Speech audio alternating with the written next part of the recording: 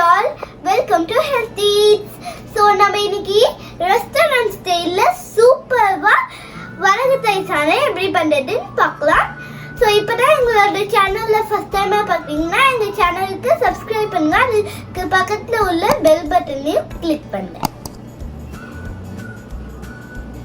இன்னைக்கு நம்ம வரகரிசியை வச்சு எப்படி ரெஸ்டாரண்ட் ஸ்டைல்ல ஒரு கிரீமியா கர்ட் ரைஸ் பண்றதுன்றத பார்க்கலாம். ஸோ அதுக்கு வந்து ஃபர்ஸ்ட் நான் ஒரு அரை கப்பு வரகரிசி எடுத்திருக்கேன். ஸோ இந்த வரகரிசி கிட்டத்தட்ட ஒரு 6 மணி நேரம் தண்ணியில போட்டு ஊற வச்சிருக்கேன். ஸோ நான் ரீசெண்டா கத்துக்கிட்ட ஒரு விஷயத்த நான் உங்களோட ஷேர் பண்ணிக்கணும்னு நினைக்கிறேன். ஸோ எந்த மில்லட்டா இருந்தாலுமே அது ஒரு 6 to 8 hours வரைக்கும் நல்லா தண்ணியில ஊற வச்சுட்டு அதுக்கப்புறமா நம்ம குக் பண்ணோம் அப்படின்னா அதுல இருக்க ஃபைபர் கண்டென்ட் நமக்கு முழுமையா சேரும். ஸோ அதே மாதிரி நம்ம மில்லட்ஸ் வச்சு என்ன ரெசிபி பண்றதா இருந்தாலுமே அது நம்ம ப்ரெஷர் குக்கர் யூஸ் பண்ணி வேக வைக்காம ஓபன் பாட்ல சமைச்சோம் அப்படின்னா நமக்கு அதோட ஃபுல் பெனிஃபிட்ஸும் கிடைக்கும்.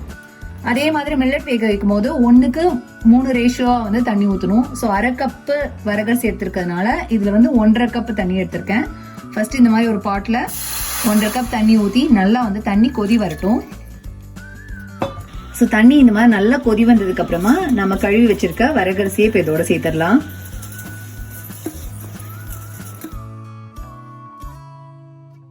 ஸோ இந்த அரிசி நல்லா நம்ம 6 மணி நேரம் ஊற வச்சிருக்கனால சீக்கிரமா வெந்துடும். ஒரு 10 to 15 மினிட்ஸ்லேயே நமக்கு மில்லட் நல்லா வெந்துடும்.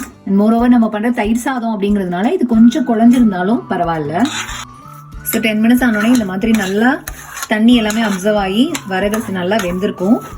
ஸோ இந்த ஸ்டேஜில் நம்ம அடுப்பு ஆஃப் பண்ணிடலாம். ஆஃப் பண்ணிட்டு இப்போ சாதம் கொஞ்சம் நல்லா வார்மாக இருக்கு. ஸோ இந்த ஸ்டேஜில் இதில் பால் ஆட் பண்ணுறதை ஆட் பண்ணிக்கலாம். ஸோ இதில் 1 கப்பு காய்ச்சி கொஞ்சம் ஆற வச்ச பால், ஏன்னா இது வார்மாக இருக்கிறதுனால இந்த ஸ்டேஜில் இந்த பாலை இதில் ஆட் பண்ணிக்கலாம். நான் இன்னைக்கு ஆட் பண்ணுறது ஹோல் மில்க் தான். ஸோ நீங்கள் 2% மில்க் யூஸ் பண்ணாலும் ஓகே. ஆனால் ரொம்ப 1% மில்க்லாம் கர்ட் ரைஸ்க்கு செட் ஆகாது, அப்போ க்ரீமியாக வராது. ஸோ அதுக்காக தான் இந்த ஸ்டேஜில் உப்பு தேவையான அளவே மிக்ஸ் பண்ணிக்கலாம். தயிர் சாதத்துக்கு தேவையான உப்பு.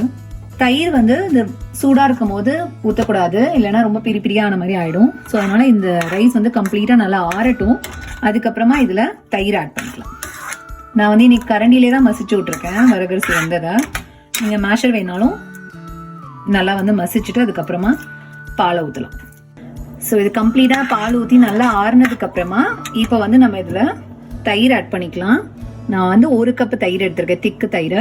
ஸோ அதையும் இதோட ஆட் பண்ணிக்கிறேன். ஸோ அதே மாதிரி 1 tablespoon butter. Fresh cream இருந்ததுனாலும் நீங்கள் ஃப்ரெஷ் க்ரீம் ஆட் பண்ணிக்கலாம். ஸோ நான் இன்னைக்கு அதுக்கு பதிலாக 1 டேபிள் ஸ்பூன் பட்டர் ஆட் பண்ணியிருக்கேன். இது எல்லாத்தையும் சேர்த்து நல்லா மிக்சிங் பண்ணி விட்டுட்டு ஸோ இப்போ பார்த்தாலே தயிர் சாதம் நல்லா க்ரீமியாக இருக்கு.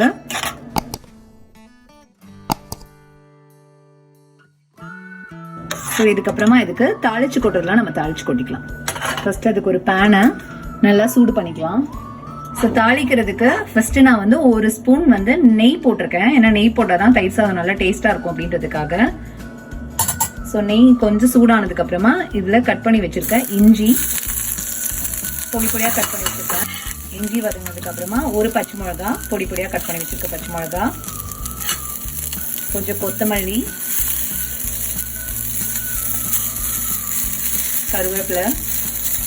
ஸோ இது எல்லாமே பொடி பொடியாக கட் பண்ணி வச்சு கொஞ்சம் நல்லா வதங்கட்டும். கொஞ்சம் இது நல்லா வதங்கினதுக்கு அப்புறமா இதில் நான் 1 டேபிள் ஸ்பூன் காஞ்ச திராட்சை எடுத்து வச்சிருக்கேன். ஸோ இதையும் இதோட போட்டுக்கலாம்.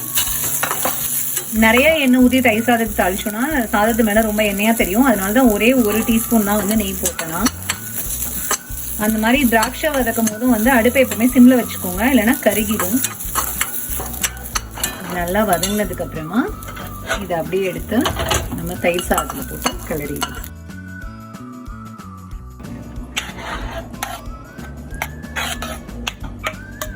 ஸோ இதுக்கு மேலே வேற என்ன வெஜிடபிள்ஸ் போடுறதுனாலும் அது நம்மளோட ஆப்ஷன் தான். ஸோ கேரட்டு, பொமக்ரானைட், ஸோ எது வேணாலும் போட்டுக்கலாம். ஸோ அவ்வளோதான், நம்மளோட க்ரீமி கர்ட் ரைஸ் ரெடி ஆயிடுச்சு.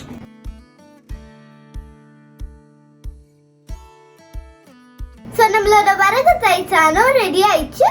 நீங்களும் கண்டிப்பா இதை வீட்டில் ட்ரை பண்ணி பாருங்க, உங்களுக்கும் ரொம்ப பிடிக்கும். ஹெல்த்தியா சாப்பிடுங்க. உங்களுக்கு இந்த வீடியோ பிடிச்சதுன்னா ஹெல்தி ஈட்ஸ்க்கு லைக் பண்ணுங்க, கமெண்ட் பண்ணுங்க, ஷேர் பண்ணுங்க.